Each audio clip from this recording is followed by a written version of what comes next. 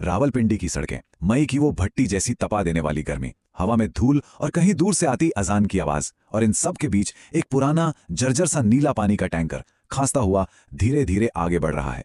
ये एक ऐसी कहानी है जो शायद ही कभी सामने आई, एक ऐसे मिशन की जो इतिहास के पन्नों में कभी दर्ज ही नहीं हुआ। अब देखिए, स्टीयरिंग के पीछे जो शख्स बैठा है, चेहरे पर पसीना, बढ़ी हुई दाढ़ी और पहना हुआ है एक मैला सा पठानी सूट। मतलब पहली नजर में कोई भी यही कहेगा कि ये कोई 35 साल का थका हारा आम सा पाकिस्तानी मजदूर है। नाम अब्दुल। लेकिन उन मैले कपड़ों के पीछे जो दिमाग था वो ना तो थका हुआ था और ना ही वो कोई मजदूर था। वो था कबीर, भारत की खुफिया एजेंसी रॉ का सबसे घातक और खामोश हथियार। कबीर का ये मिशन कोई रूटीन काम नहीं था। उसे एक भूत को मारना था, जलालुद्दीन, लश्कर का वो खूंखार कमांडर जिसने भारत के कई शहरों को खून से नहला दिया था। और अब वो पाकिस्तान के सबसे सुरक्षित, सबसे महफूज मिलिट्री बेस कैंप 4 के अंदर छिपा बैठा था। तो हुआ ये कि जब इंडियन सैटेलाइट्स ने कंफर्म किया कि जलालुद्दीन कैंप 4 के अंदर ही है, तो समझिए दिल्ली के साउथ ब्लॉक में हड़कंप मच गया। अब सोचिए, आप सीधा मिसाइल तो मार नहीं सकते, अरे वहां तो एक सुई भी गिर जाती तो पूरी जंग छिड़ जाती। इसलिए मिशन के पैरामीटर्स, मतलब उसके नियम एकदम साफ थे।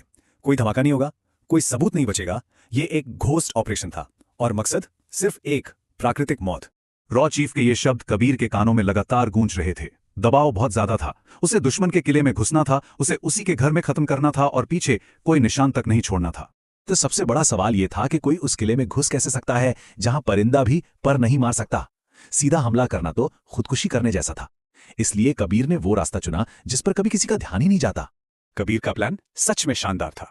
उसने खुद को एक साधारण मैकेनिक और ड्राइवर अब्दुल की तरह पेश किया। फिर एक दिन जब ब्रिगेडियर तारिक की जीप खराब हुई तो कबीर ने उसे 2 मिनट में ठीक करने का नाटक किया और नतीजा, उसे कैंप के अंदर ड्राइवर की नौकरी मिल गई।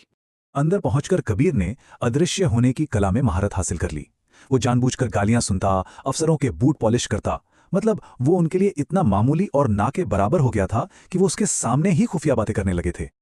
और फिर आखिरकार वो पल आया जिसका इंतजार था। कबीर ने सिपाहियों को बात करते हुए सुना।